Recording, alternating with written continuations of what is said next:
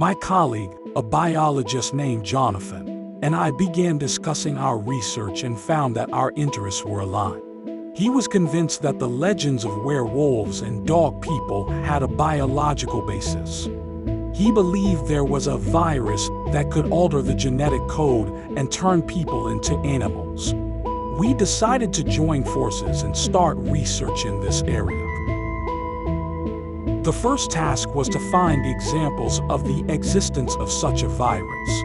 We conducted an extensive literature analysis and found references to many cases that could be associated with the possible action of such a virus. Then we turned to modern methods of genetic research and began to look for traces of the virus in DNA samples taken from people known as werewolves or as relatives of werewolves. The work was difficult and time-consuming, but we got interesting results. We found in these people certain mutations in genes related to metabolism and hormone regulation. This confirmed our assumptions about the influence of the virus on physiological processes in the body. We also found that these mutations can be inherited, which explains the appearance of families with the cursed blood of werewolves. However, to fully confirm our results, we needed to find the virus itself. We began looking for it in blood and tissue samples, but so far without success. The virus has proven to be incredibly resistant and difficult to detect. Despite failures in the search for the virus itself, our research has shed light on the mechanisms underlying the legends of werewolves and dog people. We have shown that there are scientific explanations for these phenomena based on genetic mutations and altered physiology. Thus, the question of who is stronger, werewolves or vampires, remains open. Each of these creatures has their own unique abilities and characteristics that can prove powerful in certain situations. Ultimately, it all depends on which story or mythology we are considering. I have always believed that my research sheds light on many mysterious phenomena within the realm of the supernatural. However, none of my previous research can compare to the horror I present to you today. A human body distorted to the point of taking the form of a dog, so bestial that it has shocked and horrified people throughout human history. Stories and legends of creatures called dog people are found in virtually every culture around the world, from the legendary lycans of ancient Greece to the well-known werewolves and cynocephals of medieval Europe, to the rougarou of Cajun folklore, and even modern sightings such as the alleged creature from Bray Road.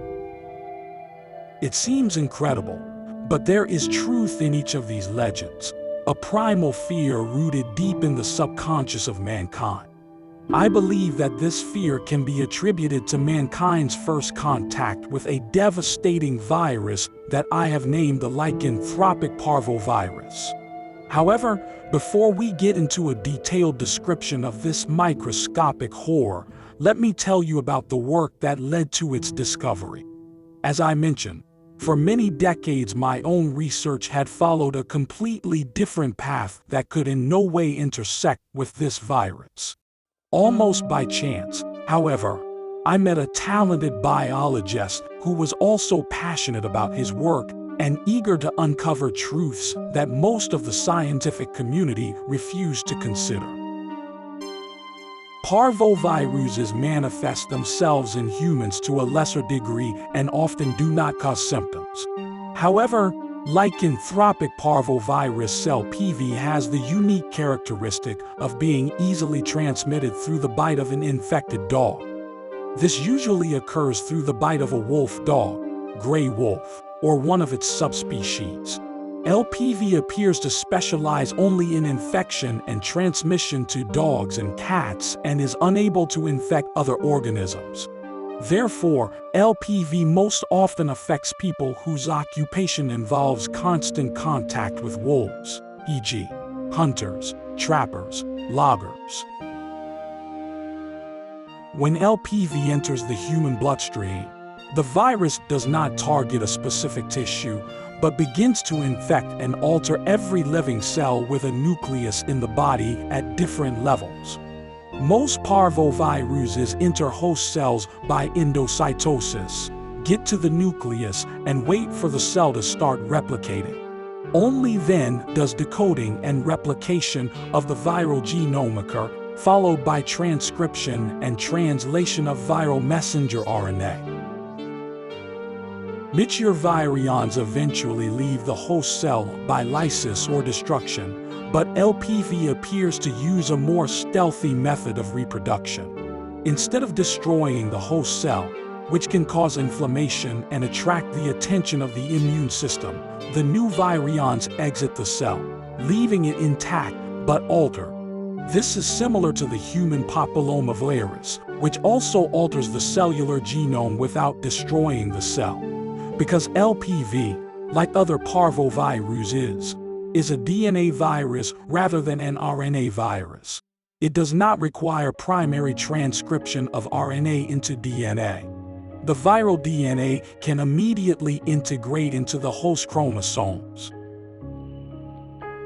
The changes that LPV makes to host cells are rapid and drastic. In my research, it has been observed that symptoms appear about 24 hours after infection.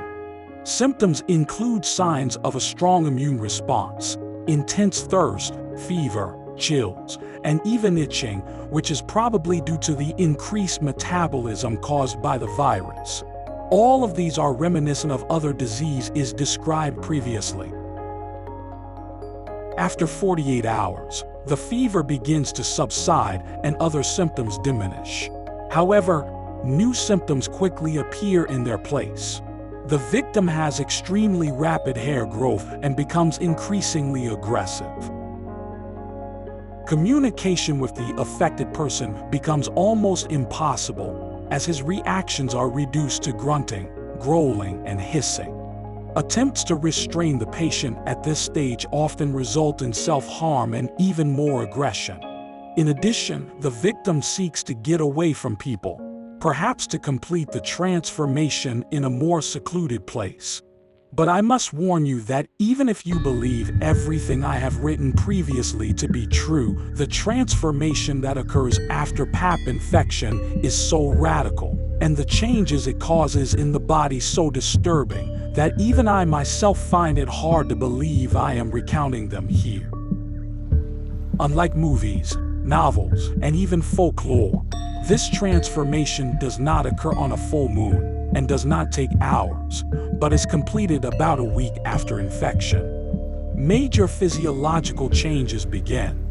While the exact mechanisms of these changes are the subject of my research, I have evidence that the virus takes over the body's cellular differentiation process, altering certain parts of the human genome to fit the final design of the organism. As the infected cells move and multiply according to the new genetic instructions, the victim's bones and soft tissues undergo painful remodeling. Even worse, this torment continues for a long time rather than ceasing overnight. Unfortunately, because of the great strain on the victim's heart and body, many do not survive this transformation. This has been observed in my research as well. Because of the difficulty of searching for infected people and the large number of deaths during the transformation process, I draw conclusions about the stages of transformation mainly from corpses. In any case, the complete transformation is completed after 6 weeks. During this time, the unfortunate victim prefers solitude and will most likely, as a result of its torment, violently attack anyone who tries to approach. The text implies that the werewolf turning into a full moon and back is a biological fantasy, and that the changes caused by the lycanthropy virus are irreversible. However, the author notes that every myth has some truth in it, and cites his and his colleagues' research to determine which biological adaptations are fiction and which are reality. The first changes that occur in a predator's body involve the growth of fur and the sharpening of senses for night hunting. The thick fur is a real feature of the werewolf's appearance. The virus can activate a gene responsible for hair growth in the fetus that is normally inactive in adults. This leads to hypertrichosis, a condition in which terminal hair grows on areas of the body not normally covered by hair, such as the nose, forehead, ears, back, and others. Only the palms of the hands and soles of the feet remain hairless. The skin also changes color depending on the victim's ethnicity, becoming light or dark. The victim's eyes begin to turn red due to increased blood flow, which improves night vision and gives the eyes a characteristic glow in the last stage of the transformation. The color of the iris also changes, becoming pale icy or dark amber yellow. These changes contribute to a new nocturnal behavior. There are also changes in the brain associated with the abolition of the victim's circadian rhythm, and other senses improve. Auditory perception is quadrupled, and the sense of smell becomes almost 100 times sharper than in an infected person. Hypertrophied limbic neurons and an increased number of receptor cells are found in the brain, which may explain the enhanced senses. The study of the brain is one of the author's areas of research that requires further study. It turned out that infected adults have a significant decrease in the volume of the prefrontal cortex and hippocampus, which explains their extreme aggressiveness and lack of reasoning ability.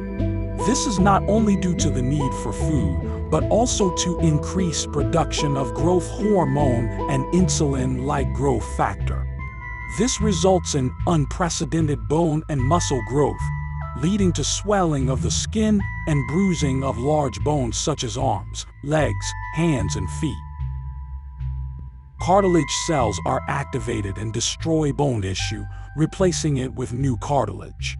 Fibroblasts then strengthen the cartilage, and osteoblasts form new bone tissue.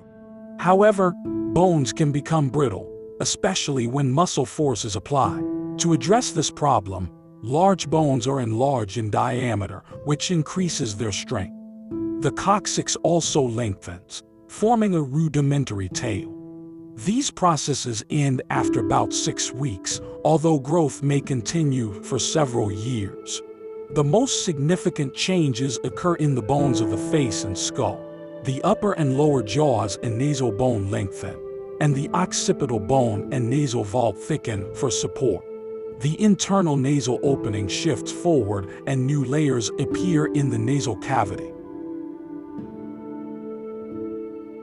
As the nasal bone and maxilla shift forward, the lateral cartilage and cartilage of the external nasal septum are compressed.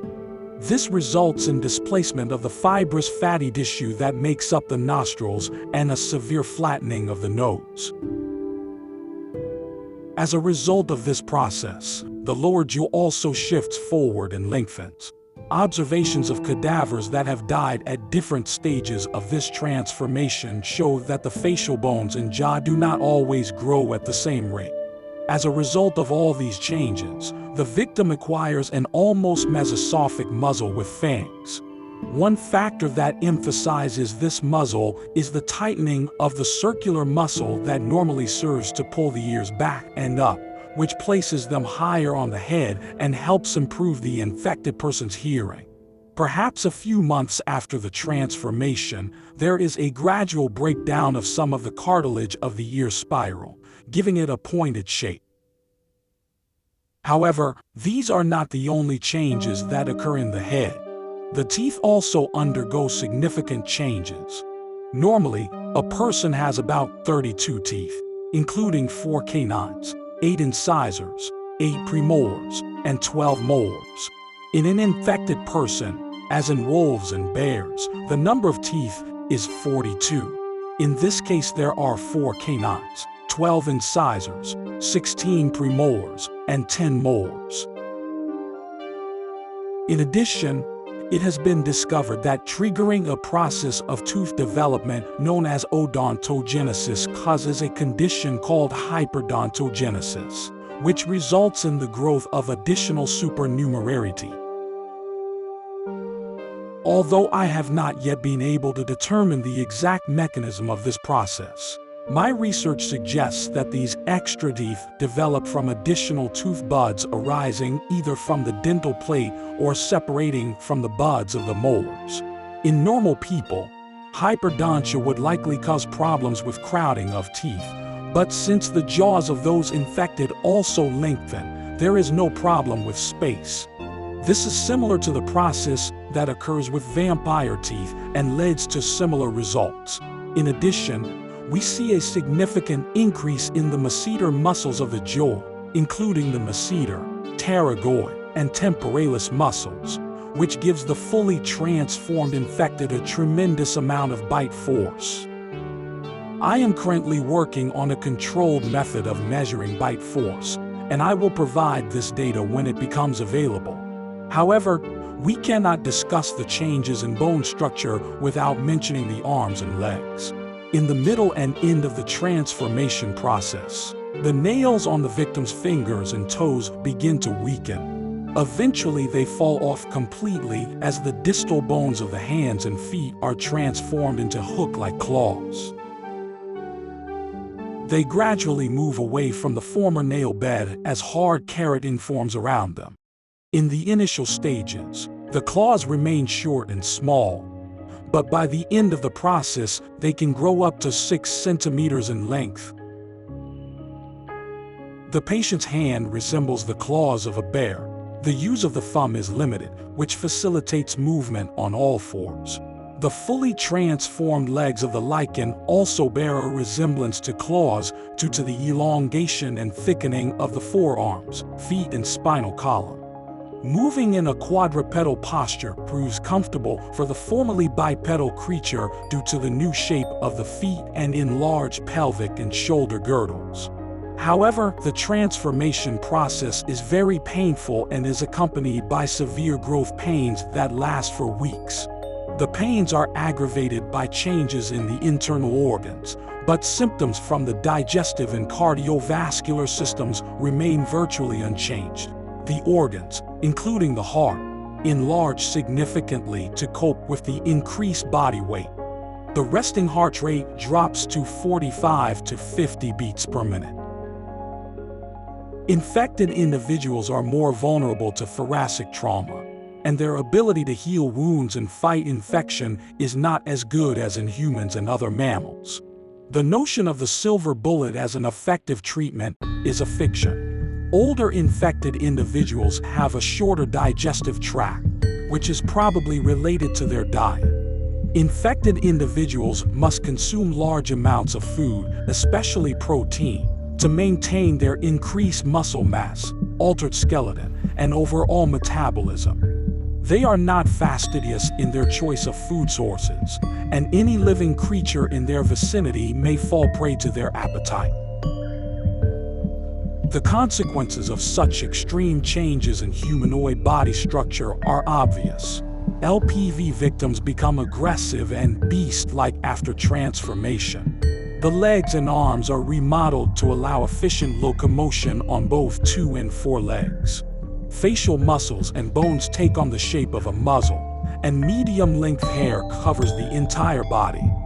These changes persist until death, but I have no evidence that their lifespan differs from that of a normal human. It is clear where the werewolf legends come from, but it begs the question, why does the virus cause such a costly transformation? My hypothesis is simple. The virus probably originated in the habitat of dogs and, as a result of horizontal gene transfer, assimilated part of the host genome. It now has no choice but to transmit similar characteristics to each infected host. Primates seem to be the only mammals it can infect. Based on the analysis of numerous well-preserved fossils provided by my esteemed late colleague, I have come to the conclusion that the first true werewolves originated in the forested part of Eurasia. During the Middle Ages, as humanity evolved, we retained a deep fear of predators. This led to legends of distant lands inhabited by dog-headed people and the notion of the dreaded werewolf. Today, these legends are firmly embedded in our culture. Many view lycanthropy as a fictional metaphor for human duality, a symbol of the constant struggle between enlightenment and base instincts. But while such reasoning is valid, the reality is that werewolves do exist.